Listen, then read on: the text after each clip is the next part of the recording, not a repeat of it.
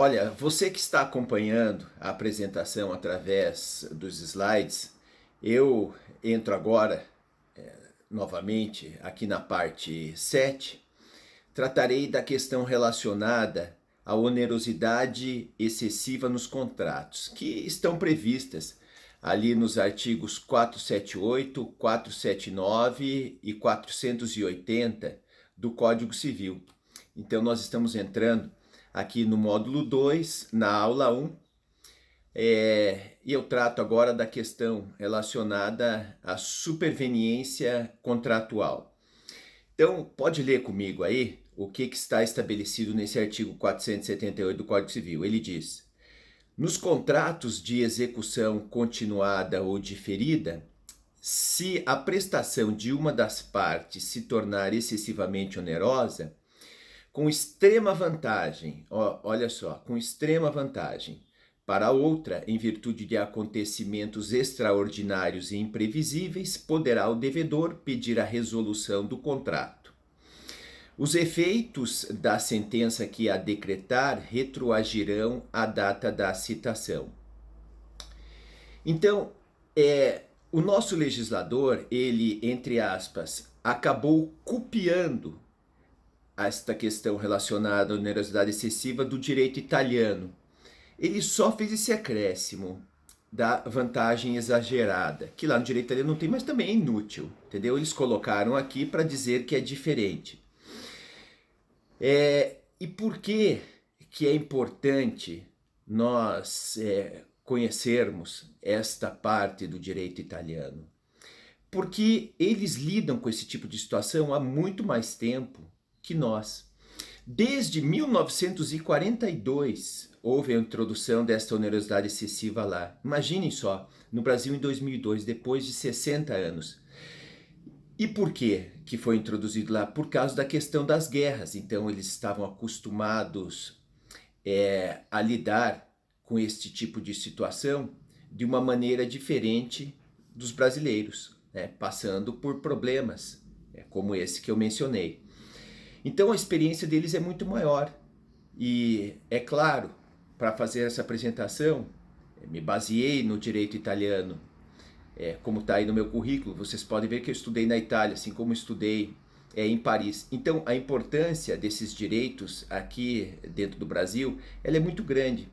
Por quê? Porque esses problemas que estamos vendo agora, eles já trataram no passado. É claro que não com relação ao Covid, mas sim com situações que também viriam a ter aí o seu comércio fechado e teriam que tratar com a questão da onerosidade excessiva. E é claro que os julgados também foram evoluindo no tempo, assim como será no Brasil. Então, o que acontece na Itália se aplica aqui, eu posso dizer a vocês assim, é claro, de vez em quando não, porque vai mudar a questão do entendimento. Vejam só, lá, desculpe, tem contrato de compra e venda, aqui também tem. Então o direito, ele funciona a grosso modo da mesma forma, de uma maneira harmônica. Aí em relação à Itália, o Brasil, eu posso dizer até da França. Então essa questão tratada lá no artigo 1467, il Codice Civile Italiano.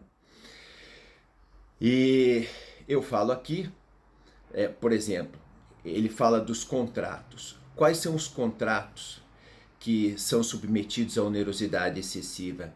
São os contratos que não são de execução imediata. Esses estão fora. São aqueles de execução continuada ou diferida.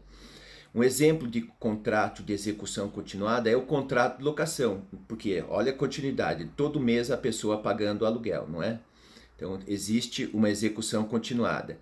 Execução diferida é pelo menos a gente vai ter uma das parcelas que é paga de forma parcelada. Então execução diferida, a pessoa vai lá, compra um automóvel, recebe na hora aquele bem, então é um contrato com efeitos reais, porque existe uma transmissão da coisa, e ele vai pagar de uma forma parcelada, então de uma forma diferida. E de execução imediata não. Por que a gente não vai falar da questão da onerosidade excessiva nesse contrato de execução imediata? porque ali nós poderíamos aplicar um instituto que nós temos no nosso direito, no artigo 157, da lesão. Da lesão, quando existisse naquele momento da formação contratual um desequilíbrio entre as partes. Só que aqui, da onerosidade excessiva, ele acontece quando após o momento da formação do contrato, então durante a sua execução, é verificada uma onerosidade excessiva. Veja, como é que uma pessoa vai conseguir prever, fazendo um contrato, exceto de locação, vamos imaginar de um fornecimento de uma mercadoria, o que irá acontecer após 10 anos? Certamente vai mudar a economia, a pessoa jurídica ali pode ter problemas econômicos, a situação do país pode mudar, ou seja, é bastante difícil você conseguir prever o que acontecerá no futuro. Então, em virtude desta imprevisão e para manter o contrato em equilíbrio, é que existem esses institutos que nós estamos tratando aqui, como aqui, em virtude da pandemia, está acontecendo o quê? Uma modificação econômica a nível mundial, e é preciso vermos então como essa questão ela é tratada pelo nosso direito. É claro que estão sendo editadas várias medidas provisórias, projeto de lei, e isso tudo visa a tratar esse tipo de situação que estamos passando, a primeira pandemia aí deste século. Então, os contratos, eles são esses, exclui-se os contratos de execução imediata, e nós temos então os contratos de execução diferida ou continuada, que são contratos a longo prazo. E é claro que este desequilíbrio ele deve ocorrer após a formação do contrato e durante a execução. E cada caso ele terá que ser analisado de uma maneira individualizada.